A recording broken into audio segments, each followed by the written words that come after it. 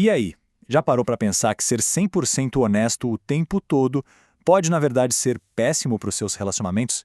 Pois é, na nossa análise de hoje, a gente vai mergulhar em umas ideias freudianas bem surpreendentes. Elas desafiam muito do que a gente acha que é virtude e mostram o que, de fato, é preciso para conviver bem com as pessoas. Se prepare para questionar tudo o que você sabe sobre sinceridade. Olha que frase forte para a gente começar. Ser sincero é uma absoluta desconsideração com o outro. Uau! Essa citação provocadora resume bem a ideia central de hoje. Pela ótica freudiana, aquela sinceridade total que a gente tanto valoriza pode ser, no fundo, uma forma de egoísmo. Vamos investigar um pouco mais essa ideia? E isso nos leva direto para o dilema da sinceridade. Afinal, qual é o limite entre ser fiel ao que a gente sente e manter a paz social? Será mesmo que a honestidade total é sempre o melhor caminho? Vamos ver? Aqui nesse quadro a distinção fica bem clara, né? De um lado, a gente tem a sinceridade, que é basicamente seguir os próprios impulsos, focar no eu. Do outro lado, a ética, que são as regras para a gente conseguir viver bem junto. E a definição que a fonte nos dá para a ética é fascinante. Agir como se você amasse a outra pessoa. Percebe?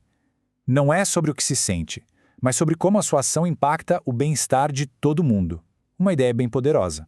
E vamos combinar? Quem nunca ouviu um "olha, vou ser sincero"? O que este slide mostra é que, na maioria das vezes, isso é um aviso prévio.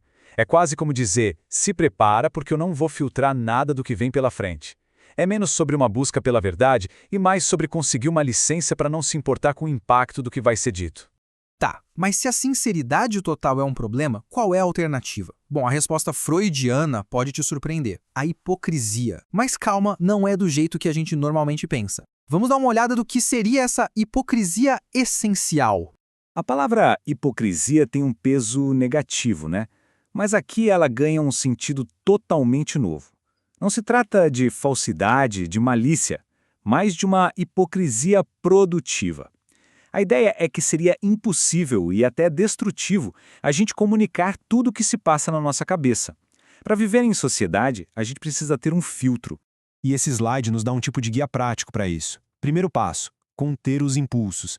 Entender que não dá para agir com base em tudo que a gente sente. Segundo, deixar a sinceridade de lado. Isso significa priorizar o bem-estar do outro em vez de ser brutalmente honesto. E por último, respeitar o outro. Reconhecer que é uma pessoa com sua própria individualidade. Basicamente, uma fórmula para a harmonia social. Agora, vamos pegar essa mesma lógica e aplicar a um dos nossos impulsos mais fortes e muitas vezes mais temidos, a agressividade. Como a gente pode educar essa força que existe dentro de nós? A pergunta que a fonte nos faz não é como a gente elimina a agressividade, mas o que a gente faz com ela. Como podemos lidar com essa força que é natural. A questão, então, não é se a gente tem, mas o que a gente faz com o que a gente tem. E aqui vem uma mudança de perspectiva muito importante. A agressividade não é algo inerentemente ruim ou destrutivo. Pelo contrário, é uma capacidade fundamental para a nossa sobrevivência.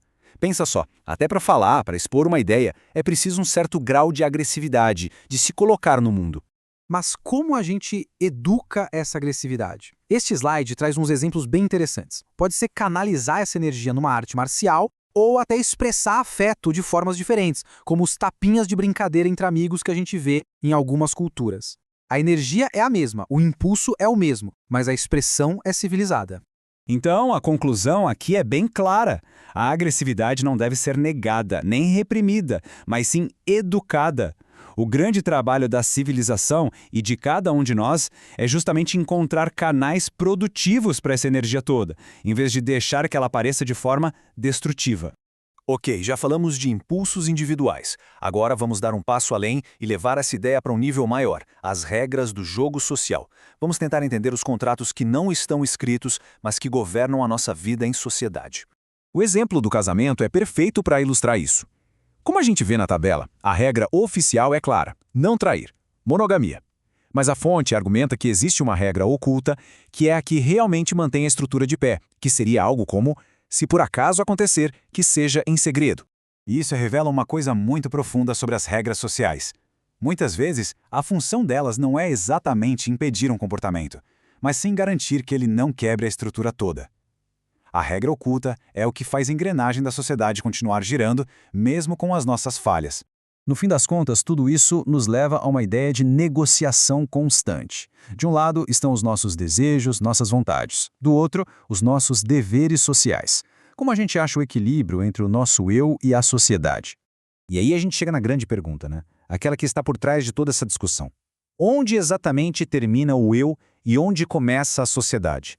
Quem sou eu e quem os outros esperam que eu seja?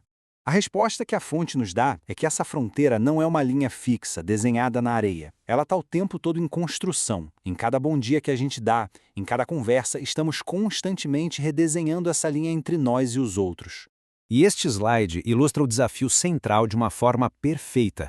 Não se trata de escolher um lado, ou eu ou a sociedade. Se trata de encontrar um equilíbrio dinâmico, uma negociação que nunca acaba entre o que é necessário para a vida social e o que de fato nos dá prazer. E para fechar, a gente termina com essa pergunta para reflexão. Se a vida é essa negociação constante, como é que a gente, na nossa própria vida, equilibra o que é necessário e o que é prazeroso? Não tem resposta fácil e a questão fica no ar para a gente pensar.